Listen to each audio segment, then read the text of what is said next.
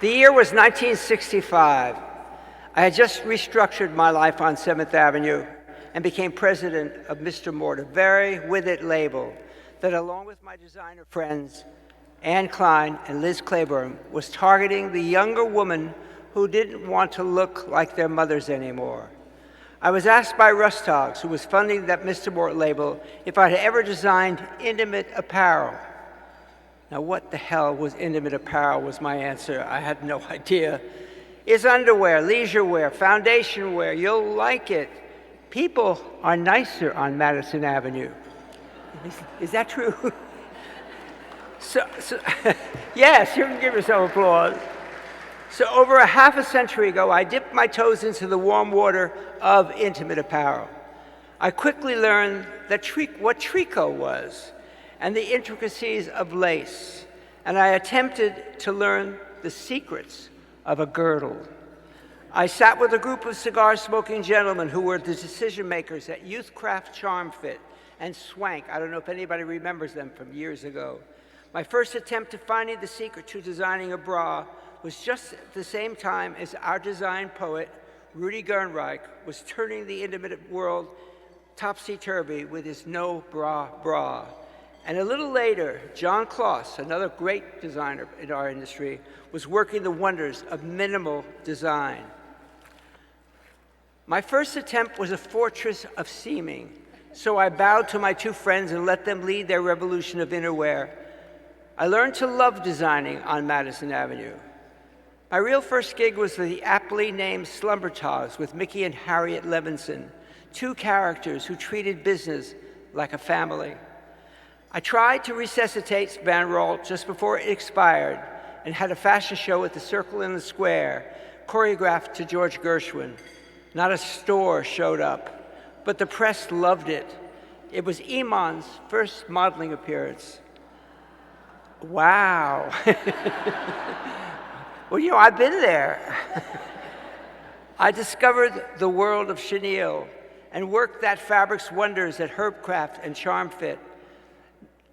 And Crown Tuft, just becoming the go-to guy to wrap yourself in nostalgia.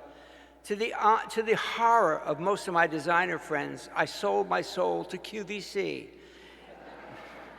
And now in my 31st year, I've sold as many as 100,000 robes in 24 hours. How do you like that? I remember taking Donna Karan down to QVC. We were doing something for breast cancer, and she sold like 1,000 T-shirts in a minute. She came up, she said, "Screw Saks Fifth Avenue." I've gone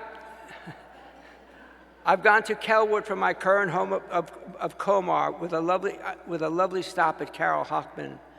My sketch pen doesn't seem to stop, and I now realize just how many people in our intimate apparel world have touched my life.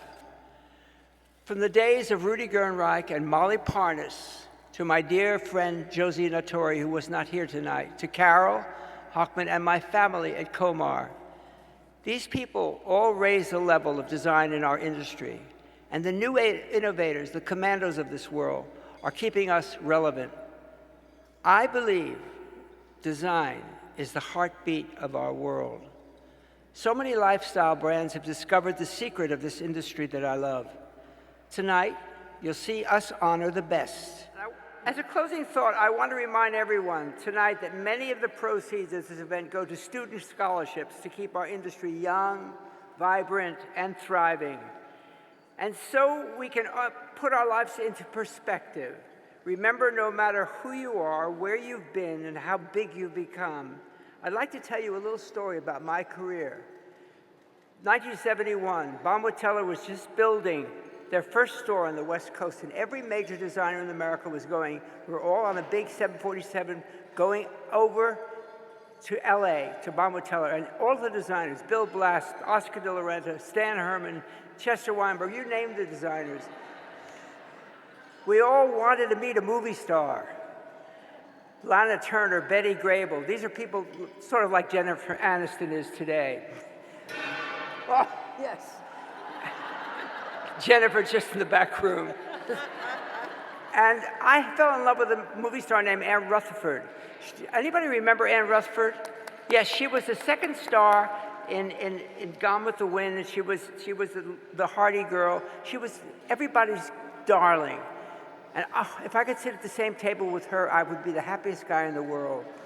And we all got there. Bill kept saying, well, I want Lana Turner. And I said, I want Anne Rutherford. When we got there, my table was not in the hot center. It was on the outside.